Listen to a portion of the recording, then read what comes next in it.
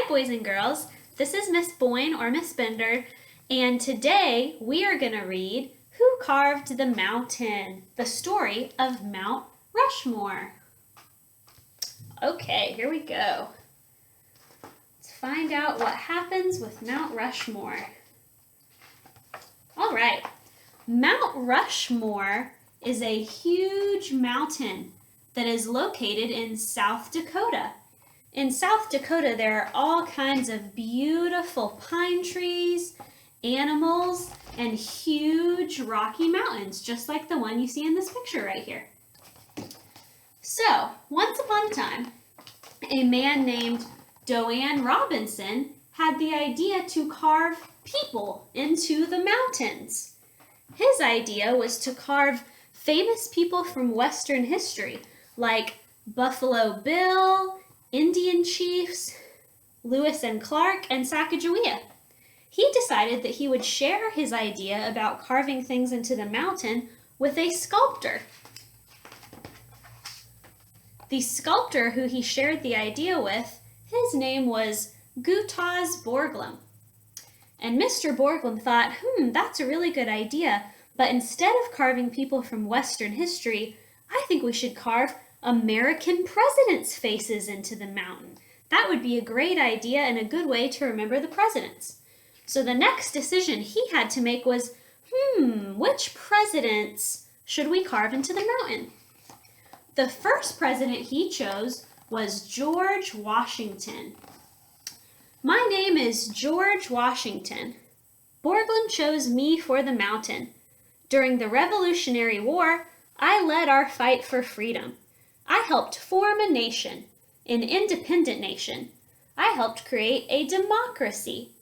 I led our country in a war, and I represent the birth of the United States. The second president that got carved into the mountain was Thomas Jefferson. Here's a picture of him. Thomas Jefferson was chosen because when he was the president, he helped the country to grow. He purchased new land for America. The third president that got carved on the mountain was Mr. Abraham Lincoln. Here's a picture of Abe Lincoln. He was chosen for the mountain because he was the president during the Civil War. He helped to free the slaves. That's why he was chosen for the mountain. The fourth and final president on the mountain is Mr. Theodore Roosevelt. Here's a picture of him. This says he was chosen for the mountain because he helped the United States to develop. He helped build new shipping routes so that boats could sail all across the world to trade things for America. So now they have this great idea to carve people into the mountain, and they know who they want to carve. So what do you think they had to do next? They had to hire a man called the Pointer.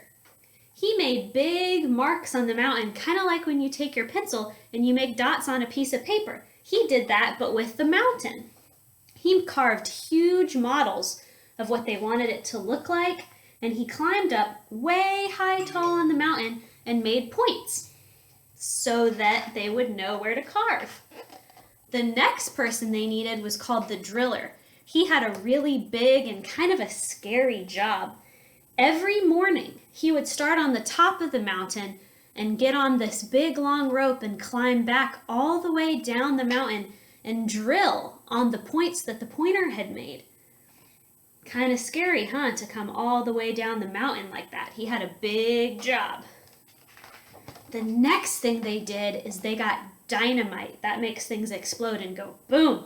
And they put dynamite at different points in the mountain and they blew it up.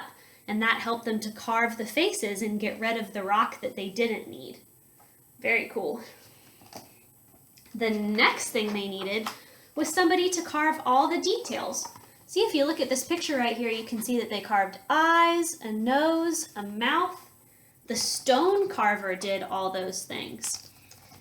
He used a jackhammer, kind of, like a hammer that you use to hammer nails into the wall, and he hammered away at all the rock until you could see their faces. The person who actually finished the mountain was Mr. Borglum's son, Lincoln Borglum. He finished the project in 1941. So now, today, you can see this big, beautiful mountain.